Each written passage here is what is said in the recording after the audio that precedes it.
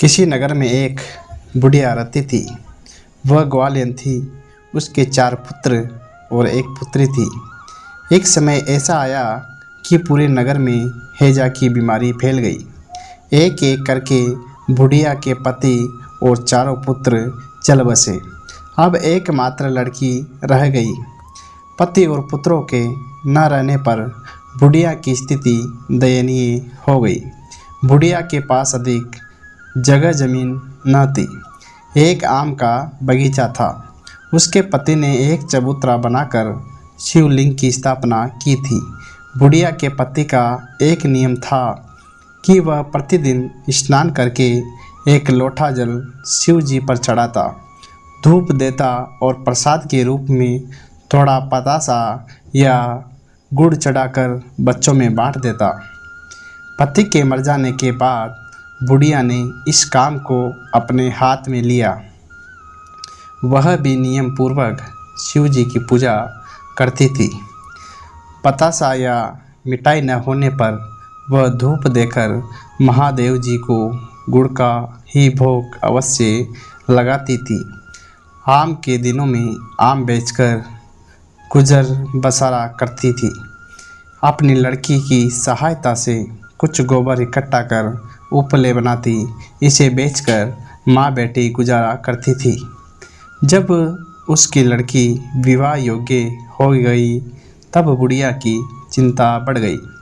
वह सोचने लगी कि पैसे हैं नहीं, इसका विवाह कैसे होगा। साथ ही बुढ़िया के मन में यह भी चाहती कि उसकी लड़की किसी अच्छे घर में जाए जिससे वह सुखी रहे। प्रतिदिन शिव जी की पूजा कर वह मन ही मन प्रार्थना करती, हे भोलेनाथ, मेरी बिटिया का विवाह एक संपन्न घर में करवा दो। बिटिया को गोबर न इकट्ठा करना पड़े। एक दिन जब बुढ़िया शिव पूजा करने के लिए हाथ में एक लोटा जल और कुछ मिठाई लेकर आई, तब एक नौजवान पुरुष घोड़े से उसके सामने उतरा और एक वृक्ष के सहारे बैठ गया।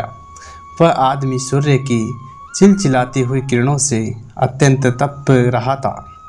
प्यास से उसका गला सूख गया था। वह बोलने में असमर्थ था। इशारे से उसने बुढ़िया से जल मांगा। बुढ़िया ने शिव जी की पूजा का जल और मिठाई उस नौजवान को दे दी। उस आदमी ने मिठाई खाकर जलपान किया। थोड़ी देर के बाद उसको बोलने की शक्ति हुई तो नौजवान ने बुढ़िया से पूछा, हे माता, तुम इस दोपहर में मिठाई और जल क्यों लेकर आई थी? उसने कहा, शिव जी की पूजा करने का मेरा प्रतिदिन का नियम है, इसलिए आई थी। नौजवान ने कहा, जब तुमने इन वस्तुओं को मुझे क्यों दे दिया? बुढ़िया ने कहा, बेटा, प्यासे को पानी और भूखे को अन्न देना ही पूजा है। पूजा के लिए जल और प्रसाद फिर ले आऊँगी।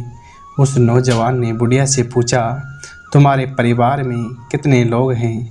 उसने कहा, बेटा, मैं क्या कहूँ, आज से कुछ वर्ष पहले हैजे की बीमारी से मेरे 4 पुत्र और पतिदेव की मृत्यु हो गई। मेरे एक 12 वर्ष की लड़की बची है, उसका विवाह करना है।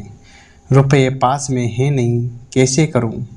यही शिव जी से मांगती हूं कि हे भोले बाबा, मेरी बिटिया की शादी अच्छे घर में करवा दो, जिससे वह सदा सुखी रहे। नौजवान ने कहा, माता, तुम कल सूर्यास्त के समय इसी स्थान पर आना, भूलना नहीं, मैं अवश्य आऊँगा। बुढ़िया के बहुत पूछने पर भी उसने अपना नाम या पता नहीं बतलाया और वह घोड़े पर सवार होकर चला गया। दूसरे दिन बुढ़िया सूर्यास्त के समय आई। वह शिवजी के चबूतरे पर बैठकर प्रतीक्षा करने लगी। अंधेरा होने लगा। अकेली बुढ़िया बगीचे में डरने लगी। वह मन ही मन सोचने लगी, शायद वह भूल गया होगा या उसने झूठ ही कह दिया होगा, अब मैं घर चलूं। इतने में घोड़े की पैरों की आवाज़ सुनाई पड़ी और वह नौजवान पुरुष आ गया। बुढ़िया को प्रणाम करके कुछ स्वर्ण मुद्राएं और पैसे उसके हाथ में देते वो कहा, जाओ तुम्हारी बहन बिटिया मेरी बहन है, उसका विवाह अच्छे घर में करो। विवाह के दिन मैं फिर आऊँगा। आटा, घी, चीनी, लकड़ी, कपड़े आदि वस्तुएं एक दिन पहले तुम्हारे घर आ जाएगी। बुढ़िया ने कहा, बेटा विवाह का दिन तुमको कैसे बता पाऊंगी, तुम अपना नाम और पता तो बतलाते नहीं हो। उसने कहा, इसकी चिंता मत करो, मैं मालूम कर लूँगा। देखो उसका कन्यादान मैं ही करूँगा। सब काम ठीक हो जाने पर कन्यादान करने के समय मैं आऊँगा। कन्यादान करके चला जाऊँगा। घर आकर बुढ़िया ने अपने भाई से ये बातें कह दी। पुत्र और पति के मरने के बाद वही उनकी देखभाल करता था। उसने तुरंत अच्छे पढ़े लिखे लड़के से रिश्ता जोड़ दिया। विवाह का दिन निश्चित हो गया। विवाह के ठीक एक दिन पहले 5-7 बैलगाड़ियाँ आटा, चावल, दाल, कपड़ा, घी, चीनी, नमक, मसाला आदि सामग्री से भरी हुई आई।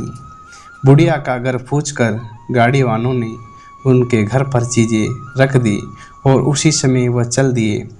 किसने भेजा है, कहाँ की गाड़ियाँ हैं, उन लोगों ने कुछ नहीं बतलाया। विवाह के दिन कन्यादान से ठीक 10 मिनट पहले घोड़े पर चढ़ा हुआ वह व्यक्ति आया और घर के भीतर चला गया और कन्यादान किया। पंडित जी को दक्षिणा दी और चलने को तैयार हुआ। बुढ़िया के बहुत कहने पर एक मिठाई खाकर उसने जलपान किया। घोड़े पर चढ़कर कहाँ चला गया किसी को कुछ मालूम नहीं हो सका। इससे हमें यही शिक्षा मिलती है दोस्तों कि हमें प्राण बचाने वाले के लिए प्रति सदा कृतज्ञ रहना चाहिए और उसकी पूरी भलाई करनी चाहिए। सच्चे मन से की गई पूजा का फल अवश्य ही मिलता है। और दोस्तों, जब भी किसी पर उपकार करो तो उपकार करने वालों को अपना नाम गुप्त रखना चाहिए, क्योंकि कहने से उसका फल घट जाता है। दोस्तों, अगर कहानी अच्छी लगी लाइक, शेयर और सब्सक्राइब करना ना भूलें।